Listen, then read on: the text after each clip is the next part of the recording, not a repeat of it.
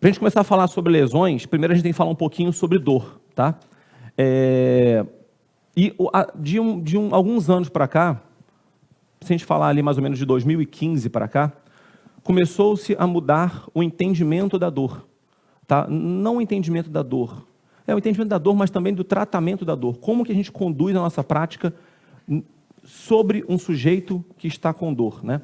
Até alguns anos atrás, a gente tinha uma teoria lógica da casualidade, que é o quê? A pessoa está com uma dor no joelho, eu vou tentar investigar sempre a causa daquela dor no joelho, na expectativa de que essa dor no joelho fosse sempre uma causa pontual. O cara, qual é o seu nome, cara? Desculpa. O Cristiano, por exemplo, está com uma dor no joelho, ele estava, sei lá, por algum motivo foi trabalhar na segunda-feira, quando acordou de manhã, uma dor no joelho. E eu fico ali tentando, Cristiano, o que você fez, cara? Você dormiu mal? Ontem jogou futebol? Ontem você fez isso? Ontem fez aquilo? Foi anteontem? Você brigou com seu filho? Eu fico tentando achar sempre a causa daquilo.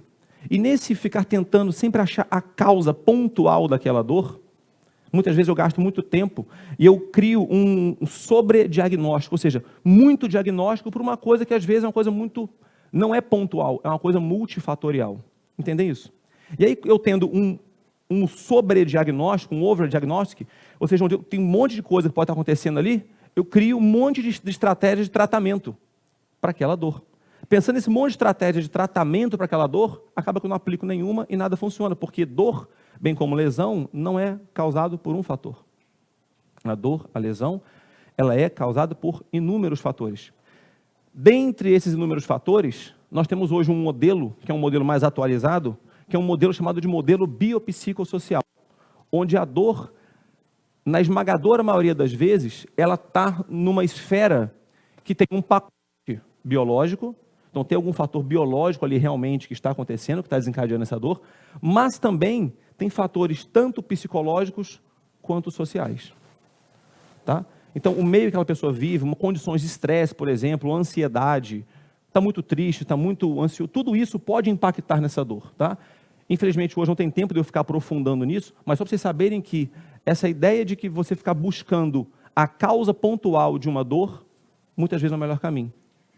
Tudo bem? Está claro isso, pessoal? Então, se quem quiser buscar mais sobre esse assunto, busque sobre o modelo biopsicossocial. É a melhor forma de você entender como a dor funciona. Tá? E o outro ponto que eu falei aqui, que eu citei, e que está no tópico do nosso dia de hoje, que a gente falar sobre lesão, mais específico treinamento de força e lesão. Lesão, além de ser multifatorial, ela não necessariamente está associada à dor. Nem sempre que você tem uma dor, você tem uma lesão pontual. E nem sempre que você tem uma lesão, você tem uma dor.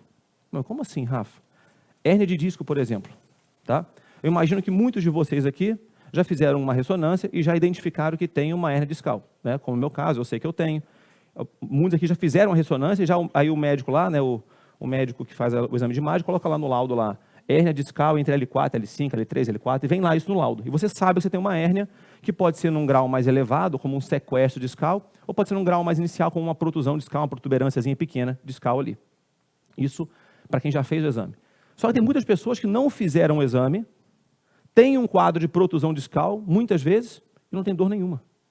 E convivem com aquela protusãozinha, sem saber que tem e sem ter dor por causa daquilo. Ou seja, então para quem não lembra, né, ou para quem não viu isso, nosso disco intervertebral, você tem disco, em volta do disco aqui eu tenho uma estrutura chamada de anel fibroso, que é um tecido fibrocartilaginoso aqui em volta, que dá estrutura para o disco, e aqui no meio eu tenho um chamado núcleo pulposo, tá? Que é como se fosse um gelzinho mesmo. Tá? Quando você aplica uma sobrecarga, vamos falar bastante disso aqui, uma sobrecarga excessiva, e quando eu falo uma sobrecarga excessiva, não é somente relacionado à quantidade de peso, de força atuante sobre o disco, mas também o tipo de sobrecarga que está sendo aplicada, eu posso ter uma força muito maior desse núcleo pulposo querendo vir para cá, por exemplo. Isso vai romper, por exemplo, ali algumas fibras desse anel fibroso, ou seja, eu tenho uma lesão aqui, e isso vai gerar uma pequena protuberância desse disco para cá. Tá? Você teve ali uma protusão discal. E muitas vezes, isso aqui, que é uma lesão do disco, não impactou em dor nenhuma. Então, veja, você tem aquela lesão, a lesão está ali, é uma estrutura que está lesionada, um tecido que é lesionado, e você não tem dor. Está claro isso, pessoal? Só para passar aqui rapidinho para vocês, tá? E aí, quando a gente pensa na nossa prática, 2 efeitos que isso aqui depende muito da gente, tá? E muito que eu vou falar aqui, eu já fiz. Efeito placebo e nocebo. Alguém já ouviu falar em placebo? Efeito placebo? É o mais comum, né? E o nocebo? Já ouviram falar? Efeito nocebo. Já ouviram falar sobre isso ou não, pessoal? Não? O que é o placebo? O placebo é você dar um feedback positivo, a pessoa ter melhora daquilo, sem nenhuma intervenção que fosse realmente relacionada àquilo. Então você fala assim, nossa, você está mais forte. Pô, qual é o seu nome, cara? Nossa, César, você é grandaço e tal, você fazia o leg press com 500 quilos. Pô, eu estou percebendo que você está mais forte. O César vai lá, coloca 210 e faz. Entenderam isso? Consegue uma melhora só porque eu falei que ele estava melhor, estava mais forte. Está claro isso, pessoal? Isso é um tipo de efeito placebo. Na pesquisa, né, nós temos um efeito placebo quando, por exemplo, você ministra para 2 grupos de sujeito um medicamento.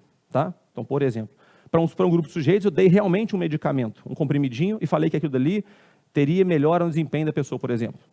E para outro grupo de sujeitos eu não dei um comprimido de medicamento, eu dei um comprimido de farinha de trigo, por exemplo. Tá? E essa pessoa, consumindo farinha de trigo, ela teve melhora também. Ou seja, isso que essa pessoa absorveu de melhora foi um efeito placebo. Ela acha que está consumindo alguma coisa que vai gerar melhora e teve melhora. Ou seja, isso não é biológico. Tá? Ou pelo menos é muito mais psicológico. Tudo bem? E o que é o efeito nocebo? É o contrário. É quando você, pela sua fala ou pelo que você faz, você gera piora naquela pessoa. Sem que necessariamente ela tenha tido piora. Por exemplo, o seu aluno tem, o César, suponhamos que ele tem uma lesão na coluna. Tá?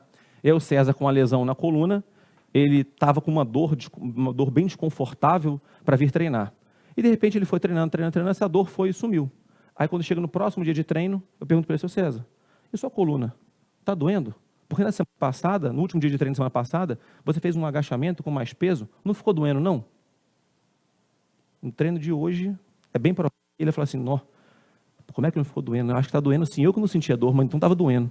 Ele vai sentir a dor sem ter a dor, porque eu falei que ele tinha grandes chances de sentir dor. Entenderam isso, pessoal? O seu aluno chega para treinar e você pergunta para ele se está doendo.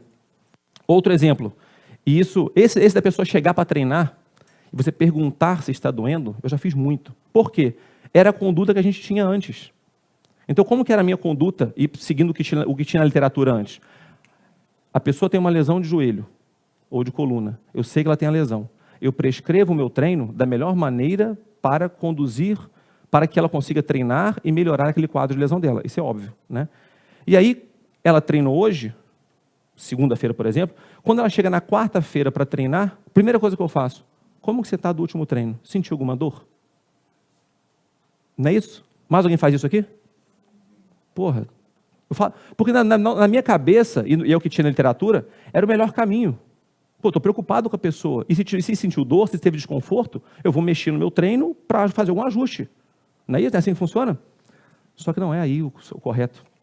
O correto é, ou o mais apropriado, pensando recentemente, né, umas diretrizes recentes. É quando o seu aluno te contrata, ele vem por algum quadro de lesão, você já fala com ele, ó, você tem lesão aqui, está diagnosticado, eu vou montar um treino da melhor forma para você. Eu estudo para isso, eu sei o que eu estou fazendo. Se você sentir alguma dor, sinta-se à vontade para falar comigo em qualquer momento. E acabou por ali. Você não fala mais. Entenderam, pessoal? Você não fica reforçando isso. E você monta o seu treino. E você deixou claro para ele, sinta-se à vontade para falar comigo a qualquer momento. Tem que ficar bem claro isso. Porque quando ele sentir qualquer dor, seja no treino, seja após um treino, seja antes de um treino, ele vai ter liberdade, ele sabe que ele precisa te falar isso. Mas você não vai ficar reforçando, ó, e aí, tá doendo? Do último treino ficou dolorido? Como é que está o joelho? Como é que está a coluna? Não pergunta isso. Tudo bem? Tranquilo? O outro ponto que eu vejo muita gente fazendo, e esse eu também já fiz bastante, é a pessoa faz um agachamento e para tal condição de joelho, eu sei que o agachamento é um exercício mais confortável. Ou seja, o agachamento é menos agressivo para a articulação do joelho, por exemplo, quando comparado, sei lá, a um sissy squat, por exemplo. Vou exagerar aqui, tá, galera? Um sissy, que é o mais porrada, né? Aquela pessoa tem um joelho estragado, bem estragado, e eu montei o treino dela a fazer agachamento com peso, com grande profundidade, dor nenhuma. Aí eu vou tirar o agachamento e vou para o sissy, que eu já sei que o sissy é um exercício mais agressivo para o joelho. Só que eu escolhi o CICE por algum motivo qualquer. Eu acho que o CICE para essa pessoa vai ser interessante. Não importa o motivo, eu estou dando só um exemplo. Mas eu sei que o CICE é um exercício mais agressivo. Antes do cara fazer o CICE, eu vou lá e demonstro. O CICE é feito assim, você vai segurar um pezinho aqui, vai fazer assim, assado, tal, parará, parará. Demonstrei o exercício, eu falo assim, mas cuidado, viu? Porque esse exercício ele tem uma sobrecarga muito maior para o joelho do que o agachamento. Então, se sentir alguma dor, você me avisa. Já fudeu. Já fudeu. Ele vai sentir dor no exercício. Tá claro, pessoal? Então, não pratiquem esse efeito nocebo. Por quê? O ciclo da dor, vejam, isso é um ciclo, tá? Reparem que todas as setinhas aqui, tanto vai quanto volta. Então, pode estar nesse sentido, pode estar nesse sentido. Tá? Então, imagina que eu tenho uma pessoa com um quadro de dor, e em geral pode ser uma dor aguda no primeiro momento. Nesse primeiro momento, que é uma dor aguda, por causa de um processo inflamatório, uma lesão tecidual pontual ali, ela desenvolve um quadro de cinesiofobia. Ou seja, ela começa a ficar... Não é a mesma coisa que medo do movimento, mas entendo que é bem parecido com isso.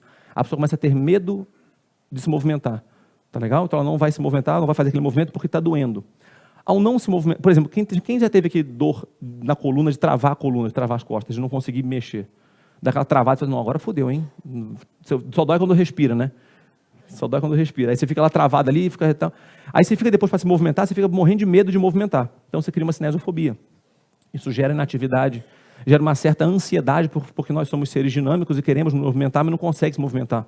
Depois disso, você gera uma dificuldade de concentração, e aí piora. Você começa a ter problemas de sono, começa a ter baixa produtividade, pode desenvolver um quadro de depressão, entrando com um quadro de depressão, isso desenvolve mais dor e vira um ciclo. Isso vai piorando. Muitas vezes, aquele quadro de uma dor, que era uma dor aguda, por uma lesão tecidual, seja muscular, seja de um ligamento, seja de uma cartilagem não, mas um tecido ósseo, alguma coisinha que gerou uma dor, isso vai desencadeando um quadro mais complexo, onde a pessoa chega a um quadro de depressão. Entendem isso, pessoal? Tudo bem?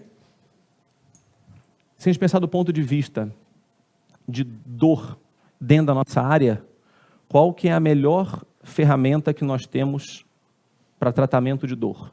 Se for falar em linhas gerais. E é muito importante falar isso agora, porque parece meio óbvio, mas merece ser dito. Não. Dentro da nossa expertise, o que você pode fazer para essa pessoa? Dar ganho de força? Ganho de flexibilidade? Porque eu tenho pessoas que têm, por exemplo, um encurtamento severo de peitoral menor, tem uma postura muito protusa e não tem dor. Eu tenho pessoas que têm uma lombar retificada e não tem dor. Eu tenho pessoas que têm uma fraqueza, por exemplo, de paravertebrais, e vou falar bastante sobre isso aqui, porque tem muita evidência para isso. Dor lombar crônica associada com hipotrofia de multífido, por exemplo. O multífido é um dos paravertebrais, talvez um dos mais calibrosos ali, né? Então, a fraqueza do multífido, fraqueza, bem como hipotrofia, um músculo pouco volumoso ou menos volumoso que o normal, e fraco, vem sendo associado com a dor lombar crônica. Então, poderia trabalhar fortalecimento? Poderia. Poderia pegar estruturas que estão encurtadas e dar mais flexibilidade para ganhar mais mobilidade articular? Poderia. Só que mais importante que isso tudo é a coisa mais simples, que é o que está na nossa mão. Movimento. Movimento. Lembre-se que o primeiro passo, quando a pessoa vai sentir dor, qual é o primeiro passo? Medo do movimento. Medo do movimento, fica mais inativo. Entenderam isso, pessoal? Eu tenho que fazer o caminho contrário. Eu tenho que vencer essa barreira, eu tenho que gerar movimento.